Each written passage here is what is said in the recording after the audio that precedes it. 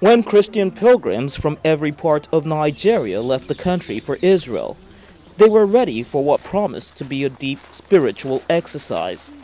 The Holy Land experience is expected to make positive impact on individuals for the benefits to be seen in service both to fellow human beings and to the nation. Correspondent Babatunde Ogundikpe reports that visitors at the holy site see beyond the impact of this spiritual exercise, but focus more on what Nigerian leaders can learn from the government of Israel. The first thing I admire there is the cleanliness. We have waste bin all over the city. Everywhere were neat. They have good roads. That's why the fact that the place were full of rocks, because of the rocks, they cannot construct straight roads. And yes, they are able to maintain the roads. No, they don't overspeed. Throughout my days we spent there, so there was light. And it's not that we cannot maintain Nigeria as well.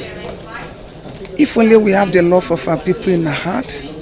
When you move from one step to another, before the other, you will see a security. In the area of security, they are very organized. The ammunitions they use are very okay, not like the one we use in Nigeria. And I believe that so many people have been going there. At least we can start from that area. Discipline. Reverend Mother Esther Abimbola Ajayi is a London-based minister of God and founder, Love of Christ Generation Church, UK. She told correspondent Babatunde Ogundikpe that there is need for Nigerian politicians back home to believe in God for real change. It depends on how you are seeing things. The goodness of the Lord is made new every morning, is every day. And when we start believing that Jehovah Jireh is our source, we cannot miss it.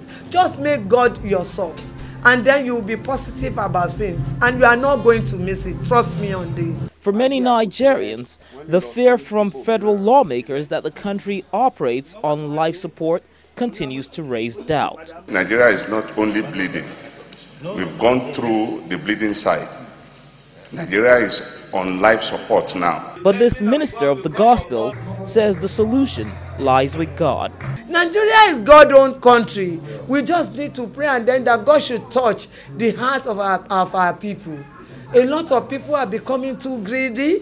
What will you be doing with billions and billions of naira? Start somewhere. And a lot of people are suffering. Our prayer is this: God should touch the heart of greedy people, so that they will know that there is power in giving your country, giving your people. Whatever you can give that is positive is giving. As Christian pilgrims continue to pray for Nigerian leaders in the interest of national development, religious leaders hope politicians back home will do what is expected to move the nation forward.